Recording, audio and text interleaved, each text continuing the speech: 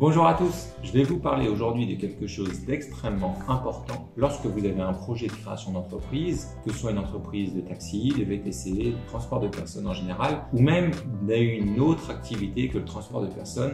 Quel que soit votre projet de création d'entreprise, il faut toujours faire attention à quelque chose, c'est votre régime matrimonial. Parce qu'en fait, il faut savoir que selon le régime matrimonial dans lequel vous êtes, et comme la grande majorité des Français se marient sur le régime de la communauté légale, c'est-à-dire que tous les projets qu'on fait après le mariage, ils appartiennent à la communauté, quand bien même vous seriez le seul actionnaire et associé de la société, eh bien, ça veut dire que la moitié de votre entreprise appartiendra sur une valeur vénale à votre conjoint. Et si d'un point de vue personnel, je pourrais être favorable à une communauté universelle ou dire que tout ce que vous créez appartient au couple quoi qu'il arrive, il est vrai que d'un point de vue professionnel, je suis obligé de dire que le régime de la séparation de biens, c'est celui le plus protecteur. Mais comme vous avez dans l'immense majorité des cas une communauté légale, eh bien quand vous allez avoir un projet de création d'entreprise, votre conjoint il sera propriétaire de la moitié de votre société. Et en fait, il faut savoir qu'il y a une astuce pour éviter ça. L'astuce, en fait, c'est qu'au moment de la création d'entreprise, l'argent, c'est-à-dire le dépôt de capital que vous allez faire,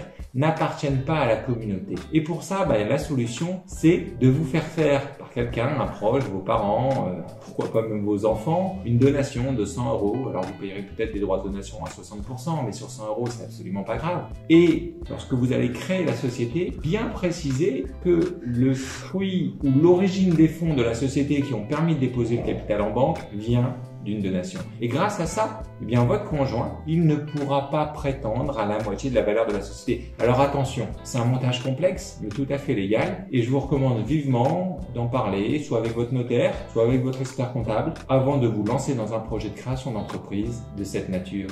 N'oubliez pas, votre régime matrimonial a énormément d'impact. À bientôt pour une nouvelle vidéo.